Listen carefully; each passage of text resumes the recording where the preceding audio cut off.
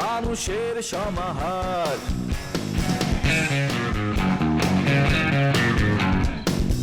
ভেতর আর বাহিরে চলছে উৎসব অপেক্ষার। এই শহরের হাজারো বাড়ির মতো নিয়ে হাসি কান্নার গল্প যত।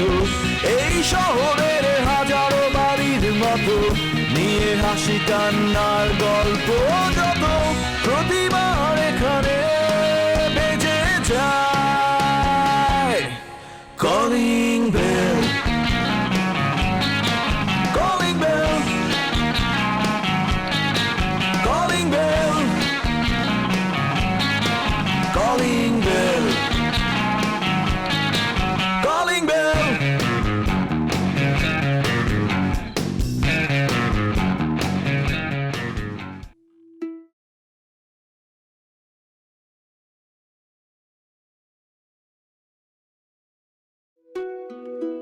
আপু,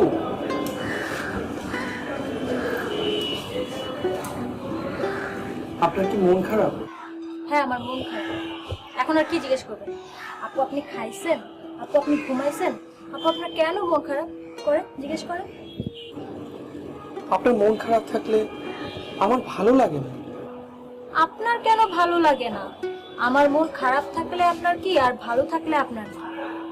এই বাসার সবচেয়ে হাস্যোজ্জ্বল মানুষটি কে? আপনি। আপনি যদি না হাসেন তাহলে এই বাসাটাকে মনে হয় দুঃখ বিলাস। এই বাসার কেউ হাসে না। আপনি হাসলে এই বাসার সবাই হাসে, মনে হয় উৎসব উৎসব উৎসব একটা ব্যাপার। আপনি না হাসলে, এই বাসায় আসলে মনে হয় আমি কোথায় এসেছি।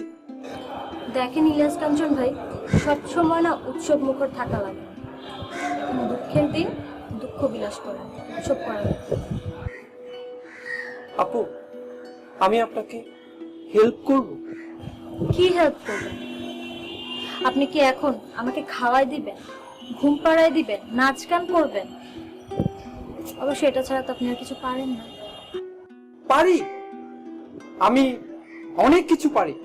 আপনি শুধু বলেন, আমি আপনাকে একটা বিশুদ্ধ রবীন্দ্রসঙ্গীত শোনাবো।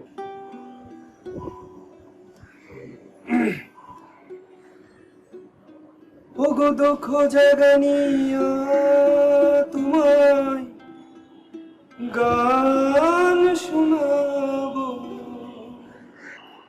ওগো ঘুম ভাঙানিয়া তোমায় গান শোনাবো। আমার কাজে মাঝে মাঝে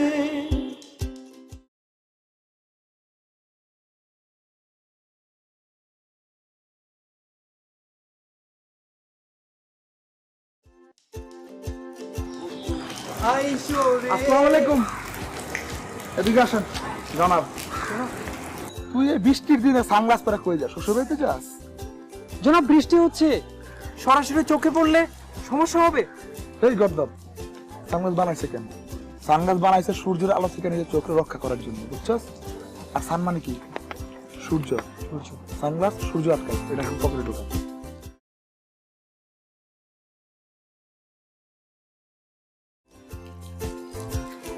চোখ বন্ধ কর, মুখটা লাগা। আরাম লাগে? বহুত আরাম খাইছেন, এবারে দিকে আসেন। ঠান্ডা লাগা মুরগি করে। ধন্যবাদ জনাব, আপনি একজন কোমলমতি মানুষ। আমি কোমলমতি মানুষ নই। আপনার সুস্থ হলে আমার কাজগুলো কে করবে, এই জন্য আপনারা নিয়ে আসছি। আপনার সুস্থ রাখাটা আমার খুব জরুরি একটা কাজের মধ্যে পড়ছে, বুঝছেন? আমার কাজগুলো আপনি করছেন ঠিক মতো? জনাব, আপনি তো আমাকে অসংখ্য কাজ দিয়েছেন। আপনি কোন কাজটির কথা বলছেন?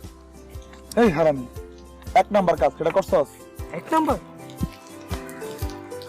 1 নাম্বার? কোন কাজটি যেন ছিল?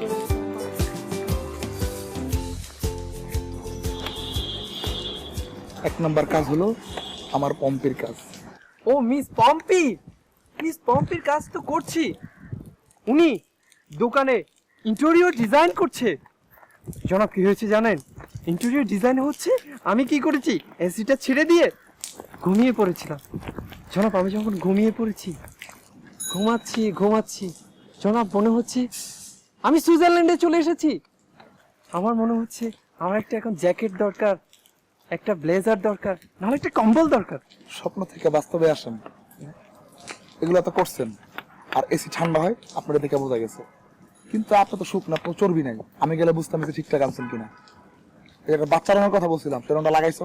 এটাই তো সমস্যা জনাব, ওই একটা বাচ্চা রঙের জন্য পুরো ঢাকা শহর তন্ন করে খুঁজেছি। লাগাইছিস কিনা সেটা বল। হ্যাঁ লেগেছে। আর পম্পির মতো একটা মাসুম মাইয়া, ওর কাজ না করে দিলে এটা অন্যায় হয়। একটা মাইয়া একলা এত কিছু করতেছে, এটা অন্যায় হয় না বল? ওর দিকে তাকাই দেখছস, চোখ দিল দেখছস? ছোটবেলা ব্রিং খেলতাম না, ডাকগি ব্রিং দিল চোখ। নাকটা দেখছস, টিয়ার ফুটের মতো দেখে না। জনাব আমি তো অত গভীরে যেতে পারিনি। আপনার গভীরতে মানা করছি, গভীরতে যেমন আমি একদম কোথাকার বড় কথা জিনিসের প্রতি হাত দেস। শোন, দোকানের সব কাম শেষ, ইন্টেরিয়রের কাজ হয়ে গেছে, এসি বসানো হয়েছে, রং হয়েছে, সব শেষ, সাইনবোর্ড টাইনবোর্ড সব বইছে।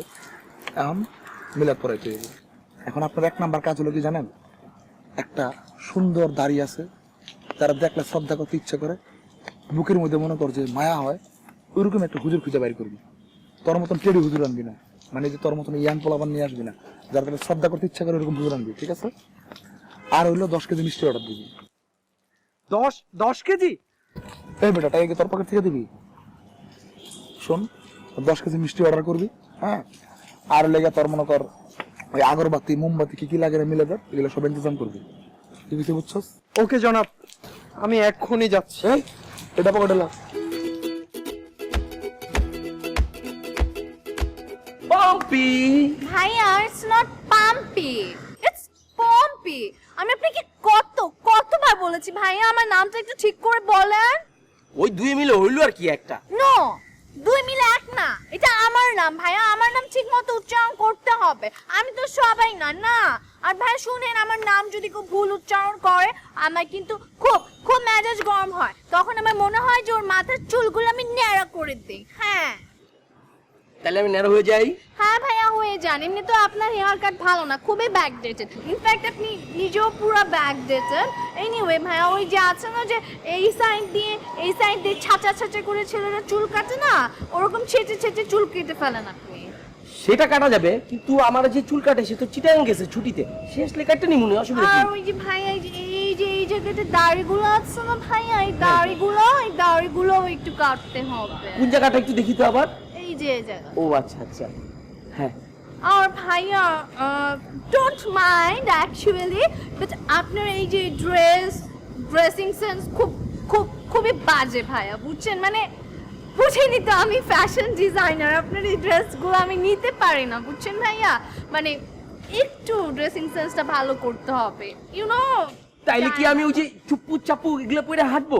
নো ভাইয়া, that's cat, that's too much cat. আমার নিজেকে খুবই মানে ডাউন মনে হয়ে যায়। অসুবিধা নেই ভাইয়া, আমি এই এলাকায় আসছি, এখন থেকে আপনারা সবাই অনেক ফ্যাশনেবল ড্রেস পরবেন। আচ্ছা, বাই দ্য ওয়ে, আপনার দোকানের ফার্নিচারের কাজ কত দূর আমার বলেন তো? ও ভাইয়া, ফার্নিচার খুবই তাড়াতাড়ি সব ঠিকঠাক হয়ে যাবে। খুব সুন্দর ফার্নিচার আনছি আমি আমার দোকানের জন্য। ওই যে মজিদ ভাই, you know he is the best. Majid ভাই আমার জন্য মুন্সিগঞ্জ থেকে বেস্ট ফার্নিচার নিয়ে আসবে, এবং সেই ফার্নিচার দিয়েই আমার ফ্যাশন হাউস আরো সুন্দর হয়ে যাবে ভাইয়া। মজিদ মুন্সিগঞ্জ থেকে ফার্নিচার? এই মজিদের তো নিজেরই একটা ফার্নিচারের দোকান আছে, আপনি যদি তার কাছের লোক হইতেন তাহলে তো মজিদের দোকান থেকে দিত। আর মজিদ কিন্তু সবসময় গুনে ধরা কাঠ দিয়েই ফার্নিচার করে। আল্লাহ, তাই তো ভাইয়া, এই কথাটা তো আমি চিন্তাই করি নাই। কেমনে করবেন কন? আমি তো সবকিছু আগে কই পরে ঘটে। আমি কইছিলাম না মজিদ একটা বাজে লোক, কখনো ভালো জিনিস দিতে পারে না, মানুষের সবসময় সে ঠকায় আসছে। আর এই যে মজিদের কিন্তু আরেকটা বড় দোষ আছে, সে কমিশন খায় 10%। এলাকায় সবাই মজিদের কিন্তু 10 মজিদ বলেই চিনে। কেন ভাইয়া 10 মজিদ কেন? ও যদি এক কাপ চাও খায় ওইখান থেকে 10% বাঁচায় তার মালিকরে বলে এত দাম নিছে। সব জায়গাতে সেই 10% করে কমিশন খাইতেছে। আর যে কত কি সহ্য করতে হবে আমার একটা ফ্যাশন হাউস দেওয়ার জন্য। আমার তো বিশ্বাস করলেন না, বিশ্বাস করলে ঠকতেন। ফার্নিচার থেকে শুরু করে আপনার ছাদটা পর্যন্ত সুন্দর থাকতো। এবার বুঝতে পারছেন আমার কথা তো আপনি শুনলেনই না। আপনার তো টায়ার্ড লাগতেছে। আর ভাইয়া টায়ার্ড তো একটু ছিলামই, এখন আপনার এসব কথাবার্তা শুনে আমি আরো ডিপ্রেসড হয়ে গেলাম। সামনে একটা কফির দোকান আছে, চলেন না দুজন বসে এক কাপ কফি খাই। কফি খাওয়াবেন ভাইয়া? এটা কোনো ব্যাপার হইলো? আপনি যদি কোন যে সাগর আইনা দিতে, সাগর তো কাপে ঢুকাই দিন। চলেন আপনি আমার সাথে।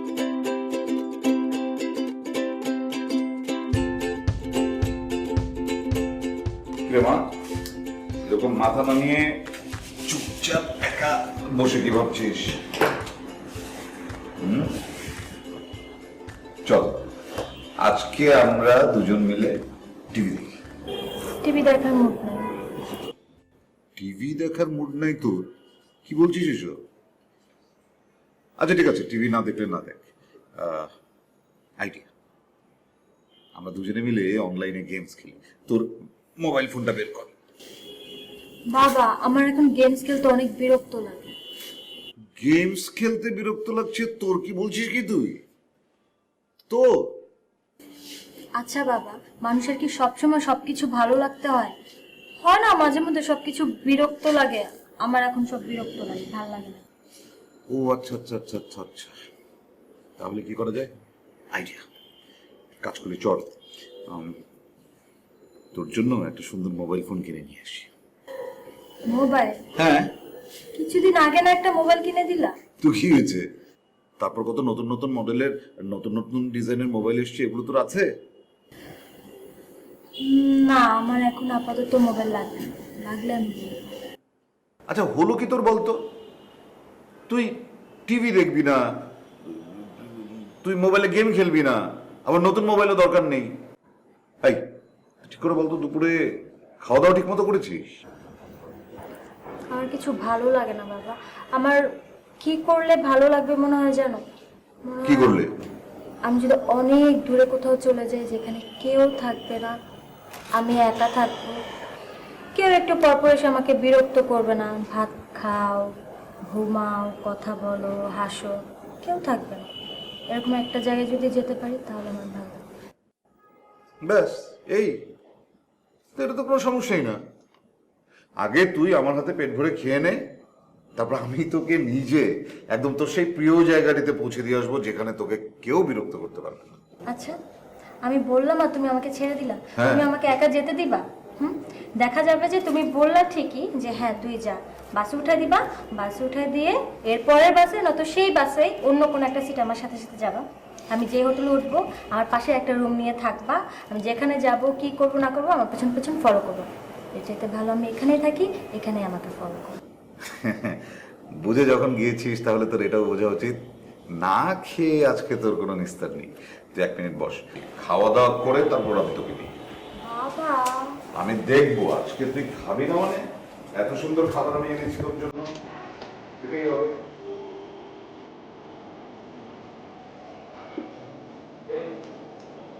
গরম গরম নান রুটি, আমি জানি এটা তোর অনেক প্রিয়।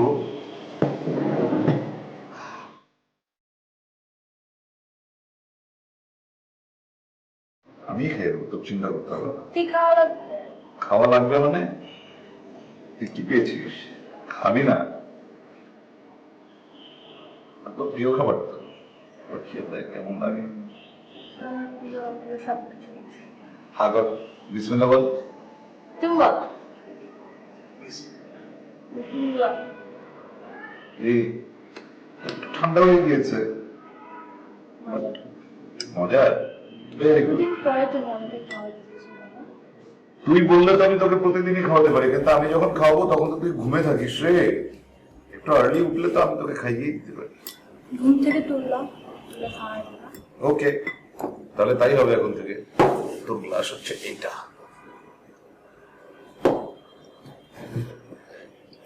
শোন, খাবারের সময় খাবারটা যদি ঠিক মতো খাওয়া যায় না, তাহলে দেখবি জীবনে এইভাবে পানি পড়তে 1 ঘন্টা লাগবে আমার কাছে। পড়ছে না কেন? এটা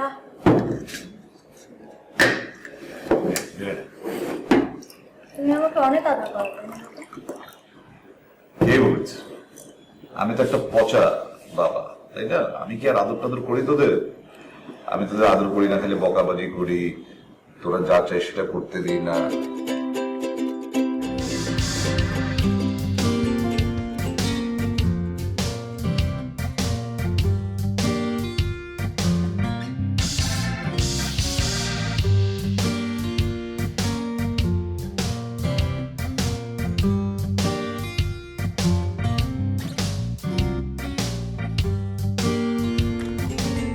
কি ওই তুই মহিলা কলেজের সামনে কি করস?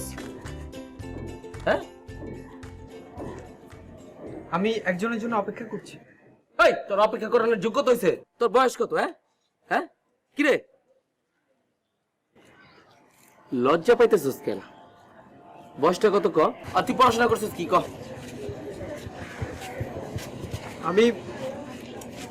আমি 2004-এ মেট্রিক ফেল করছিস?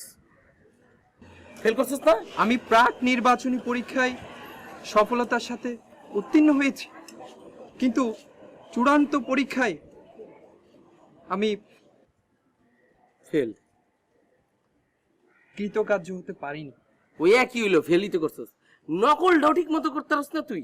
হয় বেটা, তুই পারস কি? আর আর তুই এখানে মহিলা কলেজের সামনে একা রয়েছিস কেন? হ্যাঁ, কার লাগে ওয়েট করতেছিস বল? আমি দায়িত্ব পালন করছি। দায়িত্ব পালন করতেছিস না? হ্যাঁ, এই কলেজের মাইয়া রইতেছ ওভার স্মার্ট। ওভার স্মার্ট বুঝছস? ওই তুই কি ইংলিশ কথা কইতে পারস? ইংলিশ কথা কর, আমি শুনুম। ইংলিশ কথা কর। ইংলিশ? হ্যাঁ, কথা কর। পারবি না, তুই তো মেট্রিক ফেল। এতদিন মনে করছিলাম এই ফ্যামিলির লোকজনগুলো অনেক ভালো, এখন দেখতেছি সবগুলো ব্যাধ। ওই তো বলে কি মায়া মানুষরা এলাকায় থাকতে পারবো না? হ্যাঁ, তোরা কে কইছে মায়ের দিকে চোখ দিতে? ওই ফ্যামিলির সবগুলো বেদব, আর দিনে দিনে তুই বেদব হইতেছিস। যা বাক, যা যা যা, আবার টাকা যা।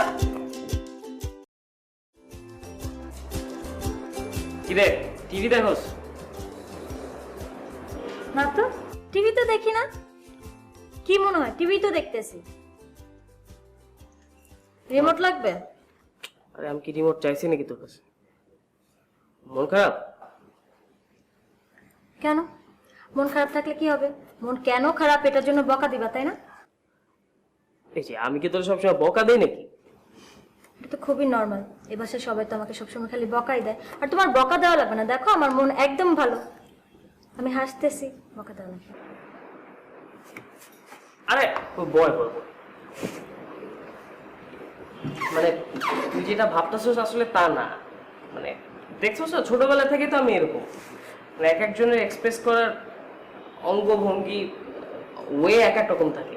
তোর সাথে তো আমার এরকমই। মানে আমি তোকে বকা দিব, তুই কান্নাকাটি করবি, এইটাই তো নিয়ম এই ঘরের। ওয়েদারটাই এরকম। তোর যদি আমি বকা না দিই তাইলে আর কি ঘরের ওয়েদারটা আরো ডাউন থাকে, বুঝছিস না? সবসময় এরকমই থাকবে। আর তোর যদি মনটা খারাপ থাকে না, তাহলে পুরো মনে কর এমনিই বোঝা যায়, ঘর থমথম হয়ে যায়, বোঝা যায় তোর মন খারাপ। তোর মন ভালো থাকলে ঘরের সবার মন ভালো থাকে, বুঝছিস না? হ্যাঁ, যাই হোক, মানে এইসব ইমোশনাল ডায়লগ আসলে আমি দিতে চাই না, দিয়া ফেলাইছে আর কি। এনে তোর জন্য এটা আনছি, ধর। ধরস না কেন? তুমি না খুব ভালো ইমোশনাল। আরে দাদা, এসব ইমোশনাল শুনলাম আমার দ্বারা হয় না আসলে। আমি ছোটবেলা তো অন্যরকম, তুই জানোস না? না আসলে তোমাকে দেখলে বোঝা যায়। হ্যাঁ, স্বাভাবিক থাকছি।